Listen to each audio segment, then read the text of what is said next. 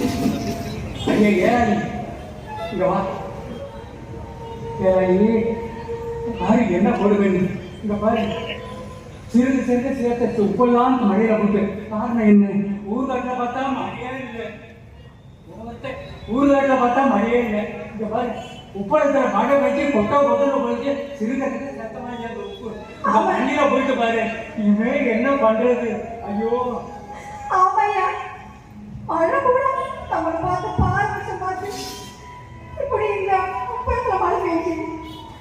Night பூரா வாங்கிச்ச உப்பு பூரா வீடா விட்டுதுயா.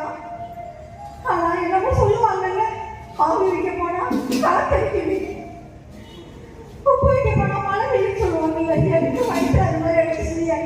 ஆமையா ஒரு வயக்காலத்துல மழை பெய்யிருக்க கூடாதா? கடவுளே உழைப்பு பூரா போயிடுச்சு.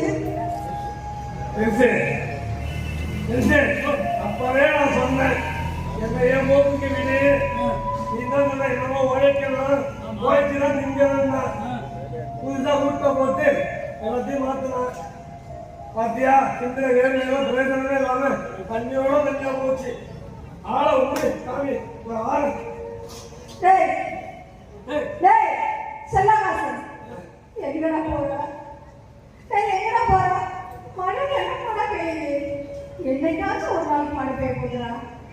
பாலா நான் கிட்ட கொஞ்சம் இருக்கிறேன், உப்பு அள்ளி போட்டுட்டு போவோம். நாளைக்கு உனக்கு பாட்டி உனக்கு சொல்லி 1000 ரூபாய் வாங்கி தரேன். 1000 ரூபாய் வாங்கி தரேன்டா. இந்த மிச்சத்துக்கு உப்பு பூரா அள்ளி போட்டுட்டு வாடா போவோம். அள்ளடா. அப்பாடி யாரும் உண்மை புரியல. இந்த மாதிரி உழைக்கணும்னு நினைக்கிட்டா எல்லோரும் உழைச்சு பாருங்க, உண்மை வரும். சரிவா போவோம், போய் பாட்டி எல்லாத்தையும் அள்ளி போவோம்ப்பா.